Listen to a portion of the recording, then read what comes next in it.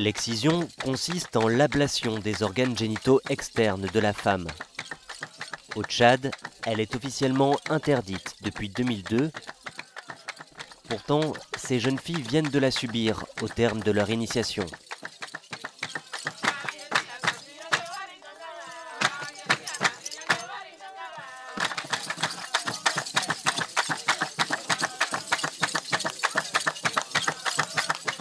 La prévalence de l'excision varie considérablement selon les régions du pays.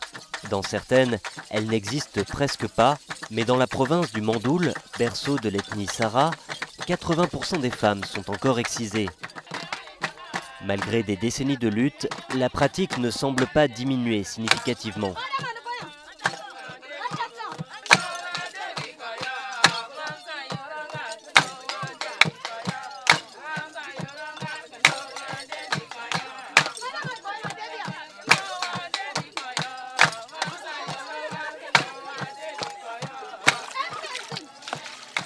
Les chants et les danses qui accompagnent l'initiation des jeunes filles au moment de la puberté cachent une réalité plus sombre, entourée de mystères et d'un profond tabou.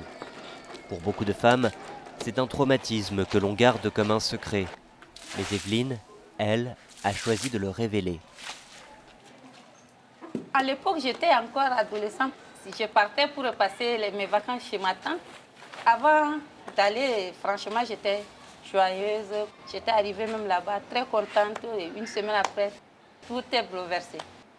Parce que je ne voulais pas. Je pleurais, je me suis cachée, mais elles étaient parties avec les hommes, les frères, donc on m'a pris par la force. Ils portaient des saguets, des bâtons, tous les matériels qu'on peut se défendre avec là, comme si on partait en guerre comme ça.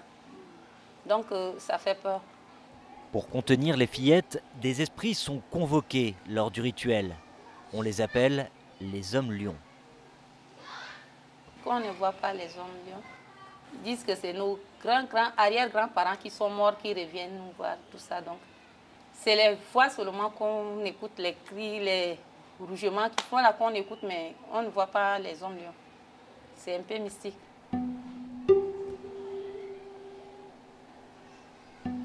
On passe par tour de rôle devant l'exciseuse.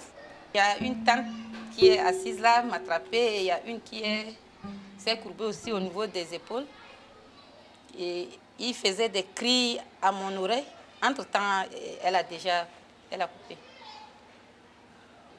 Franchement, moi, je dis que je suis entre la mort et la vie. Et c'est Dieu seul qui va faire. Parce que quand tu perds trop de sang, tu risques aussi de mourir. Si l'injonction est si puissante, c'est que dans le Mandoul, on dit que la pratique remonte à la nuit des temps. C'est en tout cas ce que croit Clémentine. Elle ne souhaite pas révéler son identité car elle exerce une activité illégale et passible de prison, le métier d'exciseuse.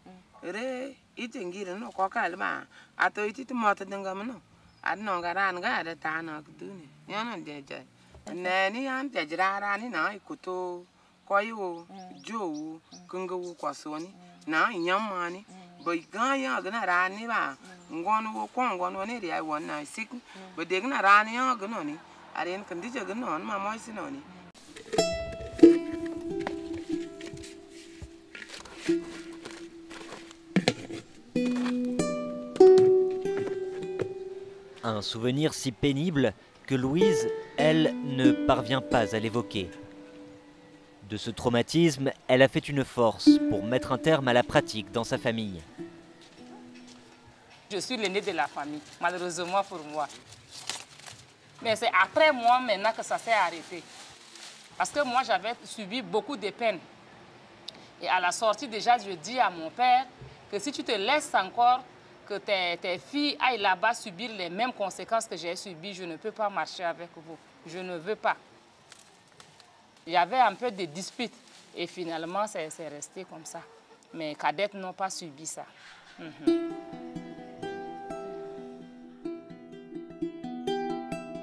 Cette première victoire fait naître en elle une vocation. Elle s'engage alors comme sensibilisatrice pour le compte des ONG locales et parcourt inlassablement les ruelles de son village, Pédaya, pour tenter de convaincre ses voisins.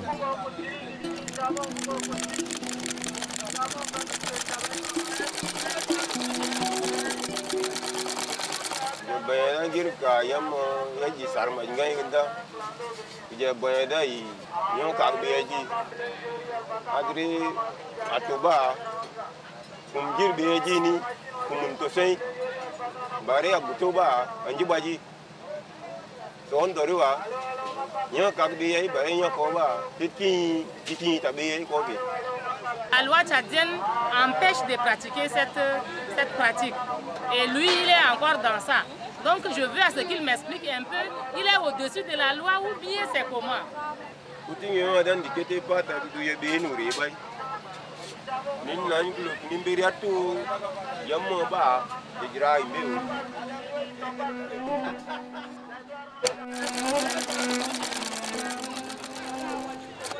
Convaincue que l'excision favorise les relations sexuelles précoces, les grossesses et l'abandon des études, elle convoque régulièrement les jeunes filles du village pour tenter de passer son message.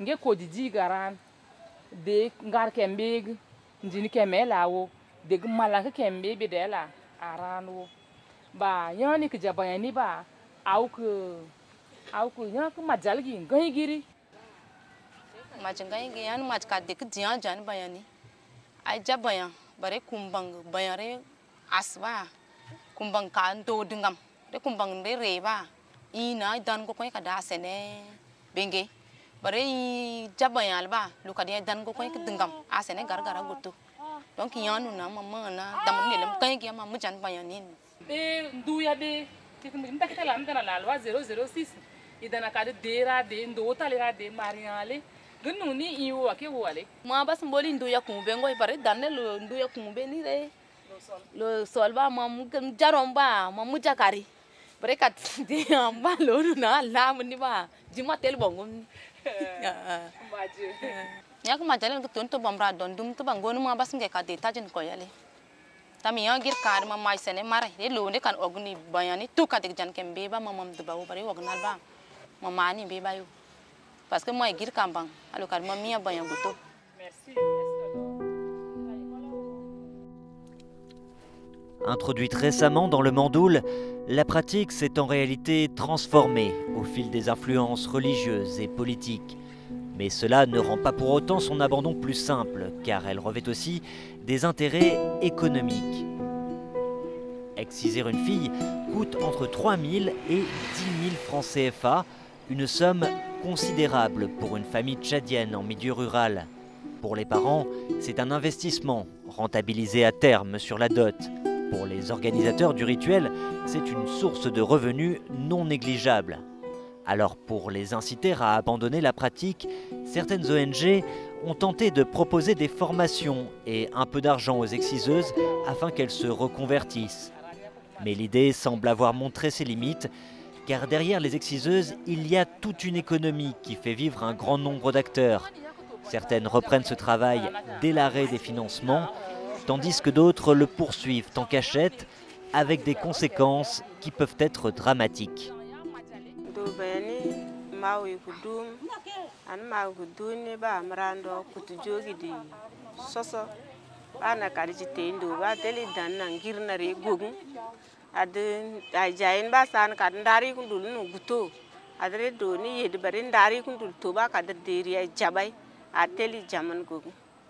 Aba lern teli jamun do gugni ba teni semgoi.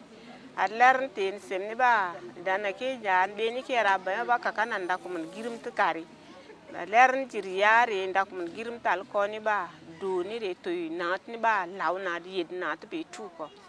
Lern dia kad dingam bria ko gatma koni ba dingam ni age daro. Lern dingam ni age daro ni ba lu kad ni ngema gutu. Atel do ka di jamun bay pata ka di ji dingame ji bin kana bay. Lern ria jamun go gni bay lo kunget man yam ni rawo lo ya dingam koni rawo ngoi. Lern ria kad mama mojungon bay ni ba kad ria jamni mbe bay pata ka da wornan gon. Bari après ba ka di gun ba tel do to rekundo kem kuji ay to ad to rom ga dum dikadi andu tal ya dum sa ko jurom taga ka dinganum ko girnu wanu. De nombreux habitants du Mandoul vivent dans leur chair ce paradoxe.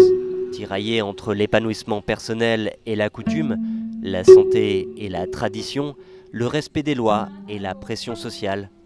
La plupart souffrent en silence. Alors, Louise tente de poser des mots sur ses douleurs.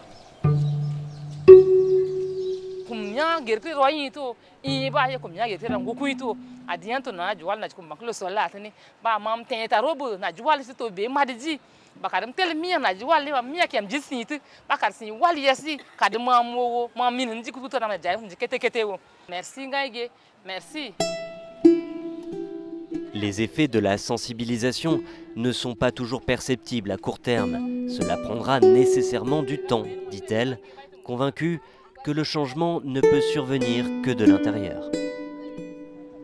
Tant que je vis encore, tant que j'ai encore la petite force pour parler, pour marcher, je dois continuer avec ça pour que les futures générations même peuvent aussi en copier quelque chose sur nous, les vieilles dames, avant aussi de continuer. Donc c'est ça qui me donne la force.